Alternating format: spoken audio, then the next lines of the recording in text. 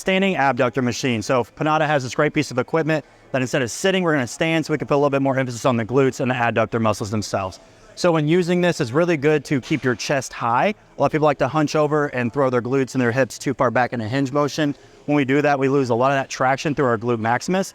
So to keep that more level, we want to sit back into the movement more so before we abduct. So we're just going to have you step into the pedals, platforms, and these should be right on the side of your knee. They shouldn't be super far behind, because when you're driving that out, you don't want those pads to get in the way of your motion. From that point, you have two variations you could do.